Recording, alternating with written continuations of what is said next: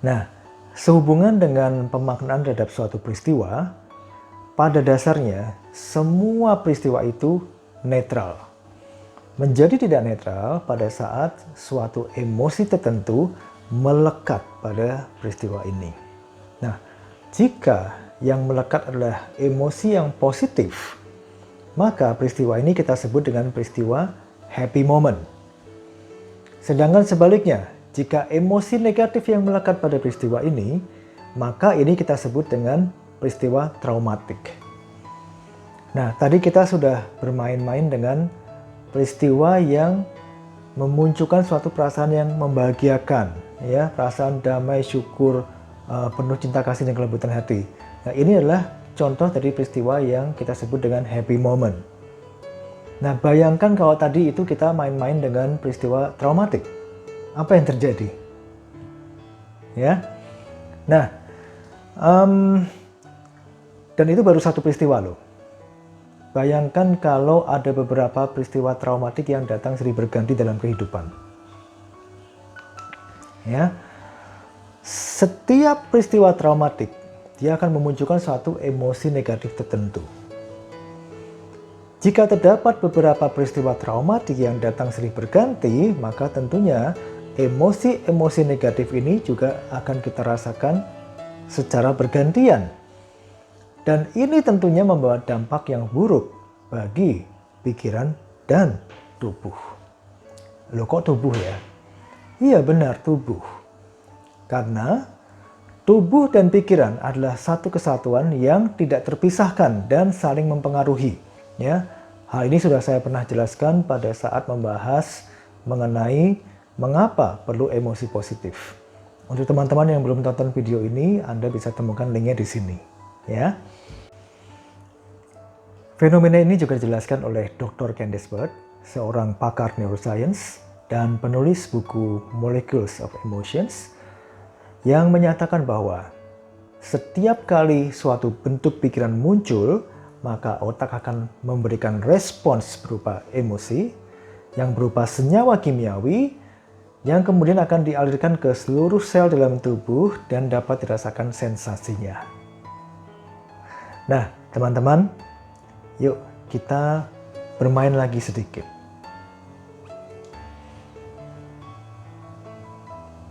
Coba teman-teman lihat video ini. Apa ini? Ya, benar. Ini lemon ya. Perhatikan baik-baik lemonnya. Bentuknya. Warnanya. Nah, sekarang kita potong ya lemonnya. Lihat bagian dalam buahnya. Segar, juicy, dan pernah kan cicipin buah lemon? Atau minum air perasannya? Ingat, seperti inilah rasa asamnya. Sekarang, lihat ini dan bayangkan Anda sedang nikmati minuman lemon ini. Gimana rasanya? Bisakah Anda rasakan asamnya lemon di mulut? Mungkin Anda rasakan air liur yang mulai semakin banyak? Bisakah Anda rasakan sensasinya di mulut atau bagian tubuh Anda yang lain? Oke, stop. Sekarang hilang gambar lemonnya. Oke, teman-teman. Yang baru saja kita lakukan, ini hanyalah sebuah ilustrasi untuk menggambarkan bagaimana pikiran mempengaruhi tubuh kita secara fisik. Ini adalah analogi yang sama dengan emosi. Ya, bagaimana emosi yang merupakan produk akhir dari suatu pengalaman tertentu, ya, yang pada waktu dialirkan ke seluruh tubuh itu dia bisa mempengaruhi tubuh secara fisik dan dapat kita rasakan sensasinya secara fisik. Nah, sekarang kita kembali ke topik kita ya. Emosi negatif seringkali disebut pula dengan emosi yang mempunyai sifat kontraktif yang berdampak buruk bagi diri kita. Nah, maksudnya bagaimana? Maksudnya begini. Emosi negatif mencengkeram jaringan organ sehingga menyebabkan suatu organ tertentu itu tidak dapat berfungsi secara optimal. Nah, bayangkan kalau hal seperti ini terjadi terus-menerus pada diri seseorang? Sampai kapan tubuh fisik seseorang ini mampu menahan? Ya. Nah, sampai di sini teman-teman, saya percaya teman-teman sudah mempunyai pemahaman yang lebih baik mengenai bagaimana emosi negatif itu mempengaruhi dan mempunyai efek yang destruktif bagi diri kita, baik secara pikiran maupun secara tubuh. Sekarang kita masuk dalam pembahasan topik yang kedua, yaitu 4 emosi negatif yang paling sering dialami oleh sebagian besar orang dan mempunyai efek destruktif yang besar. Nah, teman-teman, seperti yang Anda telah ketahui bahwa dalam kehidupan ini ada banyak sekali emosi negatif. Namun ternyata dari sekian banyaknya emosi negatif yang ada, terdapat 4 kelompok emosi negatif yang paling sering dialami oleh sebagian besar orang, ya, dan mempunyai efek destruktif yang besar, yaitu takut, marah, perasaan bersalah, dan malu. Nah, makna dari masing-masing emosi negatif ini tidak akan kita bahas dalam video kali ini, ya, dan ini biasanya saya bahas pada saat saya membawakan workshop. Jadi untuk teman-teman yang memang penasaran dan ingin belajar lebih lanjut mengenai makna dari 4 emosi negatif ini, teman-teman bisa mengikuti workshopnya nanti ya. Nah, lalu mengapa 4 emosi ini dikatakan mempunyai efek destruktif yang besar? Begini teman-teman, emosi ya, atau disebut juga dalam bahasa Inggrisnya emotion, ya, oleh Peter McWilliams dikatakan sebagai kepanjangan dari energy in motion. Artinya, pada saat seseorang mengalami suatu emosi, ada energi yang bergerak dalam tubuhnya dan menyebabkan munculnya suatu sensasi fisik yang bisa dirasakan. Nah, ini konsisten dengan apa yang sudah kita bahas sebelumnya ya. Nah, sampai di sini teman-teman sudah pahami ya bahwa dalam emosi terdapat energi yang bergerak ya. Nah, ini diperkuat oleh Dr. David R. Hawkins. Dia adalah seorang psikiater, peneliti, pengajar, dan juga penulis buku. Di dalam bukunya yang berjudul Power versus Poses.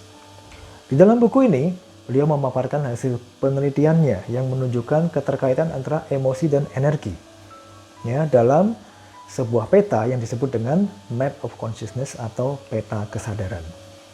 Nah, di dalam peta kesadaran ini, beliau menggambarkan pengelompokan daftar emosi yang dikorelasikan dengan energi yang dihasilkannya. Ya. Skala energinya dimulai dari skala energi yang paling rendah, yaitu di 10 pangkat 20, atau kondisi yang berhubungan dengan emosi malu, yang kemudian naik hingga pada puncaknya berada di skala energi 10 pangkat 700, yang berhubungan dengan kondisi kesadaran, cinta kasih tanpa syarat, atau pencerahan. Nah, titik tengahnya atau ambangnya berada di skala energi 10 pangkat 200. Maksudnya apa? Maksudnya begini teman-teman. Semua daftar emosi yang berada di bawah skala energi 10 pangkat 200 dikatakan sebagai daftar emosi yang sifatnya itu melemahkan atau membuat kita tidak berdaya dengan energi yang buruk. Ya. Sementara daftar emosi yang ada di atas 10 pangkat 200 artinya adalah daftar emosi yang menguatkan kita dengan energi yang baik. Ya.